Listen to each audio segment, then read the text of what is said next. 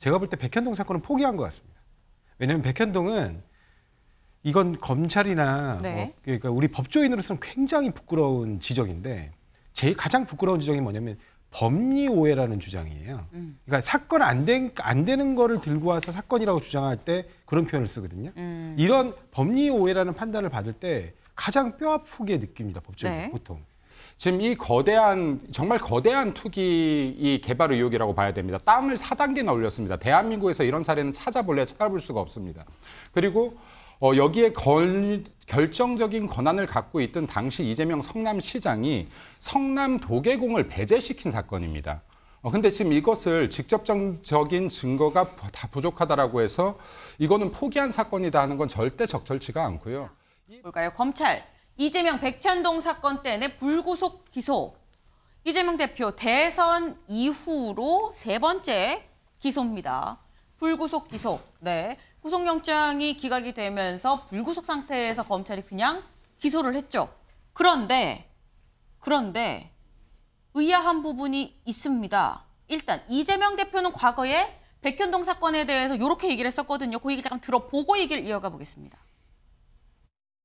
백현동 개발사업에 우리 성남시 지사님께서 성남시장 시절에 특혜를 줬다고 생각하시냐는 걸 제가 묻고 있습니다.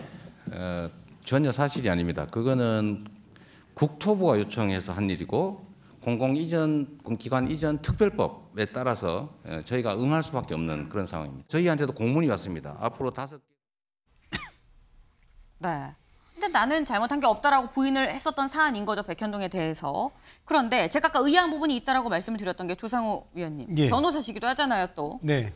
그래서 지금 구속영장이 기각될 때 법원에서 얘기했었던 게 위증교사는 좀 인정이 된다라는 취지로 얘기를 했고. 소명이라고 표현하죠. 예. 네.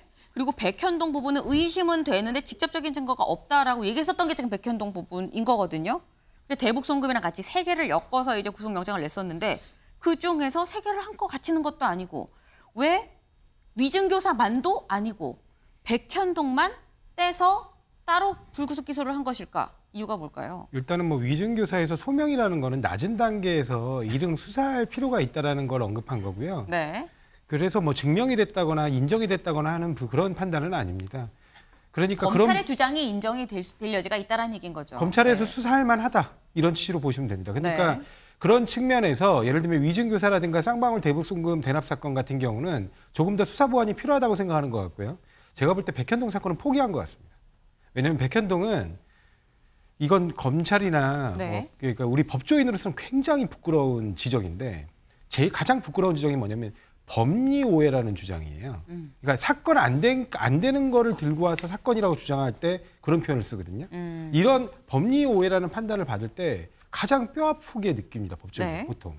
그러니까 그런데 뭐라고 그때 영장에서 적었냐면 사실적 법리적 사항에 관해서 방어권을 보장할 필요가 있다고 했어요. 법리적이라는 표현을 쓰면 굉장히 이례적입니다. 이게 무슨 말이냐면 백현동 사건 자체가 범죄인 게 맞는 것이냐. 그러니까 너희들이 지금 주장하고 있는 것이 과연 이게 형사법 위반, 특히 뭐 업무상 배임으로 의율할 수 있는 사건이냐. 네. 이런 부분에 대한 의문을 표시한 거예요. 근데 그런 부분에 대한 보완 없이 그냥 기소한다. 결국에 이거는 뭐 검찰 입장에서 그렇게 얘기하겠죠. 이 법리적 해석에 관한 서로 간의 입장이 다르다라고 얘기할 수 있지만 법원이 볼 때는 뭐냐면 각하할 사안인데 너네 왜 들고 있어? 이렇게 볼 수도 있거든요.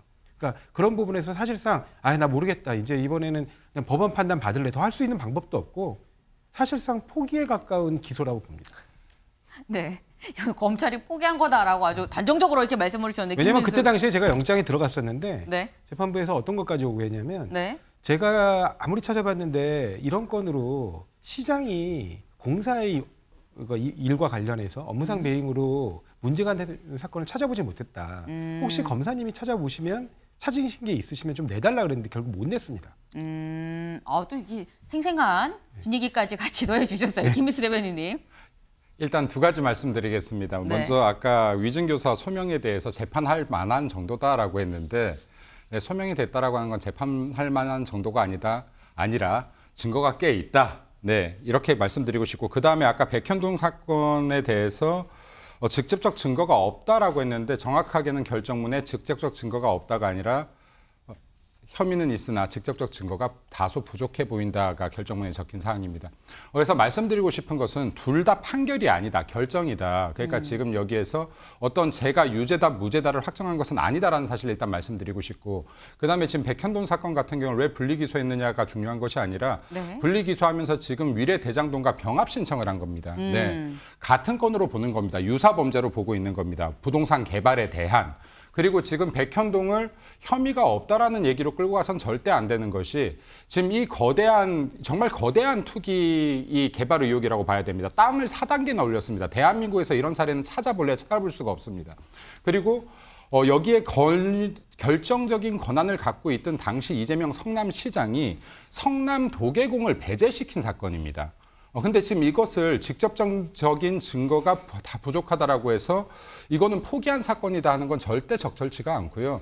이 부분에 대해서는 검찰들이 계속해서 증거들을 보완해 갈 것이다라고 생각됩니다. 그래서 중요한 것은 병합 사건이다라고 말씀드립니다. 네. 같은 비슷한 사건이라서 병합시키려고 그걸 떼갖고 따로 여기다 대장동에 붙인 거다라는 말씀이신 것 같아요. 네. 다음 기사를 좀 이어서 볼까요? 서울신문은 또 이렇게 해석을 한 것 같습니다. 대장동 판박이 백현동 의혹. 처음에 백현동 의혹에 대해서 제2의 대장동이다라는 얘기도 있긴 있었죠. 백현동 의혹 나란히 법정을 세워서 이재명 대표의 부담을 키우려는 의도 아니겠느냐라고 지금 얘기를 한 건데, 사실 백현동 의혹 같이 간 것도 있긴 합니다만, 예. 조상호 네. 의원님 짧게 여쭤봅니다. 네. 오늘 사실 이슈가 이것도 있어요. 이화영 전 평화부지사의 구속 만기일입니다. 오늘이. 네. 그럼 이제 구속이 연장되느냐 안 되느냐 어떻게 전망하십니까? 일단은 별건으로 들어와 있긴 한데 모르겠습니다. 이 수원지방법원에서 어떤 방식으로 심리가 이루어지고 있는지 그런 부분은 잘 모르겠는데 지금 네. 이재명 대표 관련자들 중에 유일하게 현재 구속돼 있는 분이에요. 예를 들면 백현동의 김인섭 씨도 이미 출소했거든요. 네. 그래서 지금 불구속 상태로 재판을 받고 있습니다. 그래서 이 건마저 만약에 이화영 부지사가 나온다고 하면 아마 검찰에서 앞으로 공소 유지하기가 쉽지 않을 겁니다.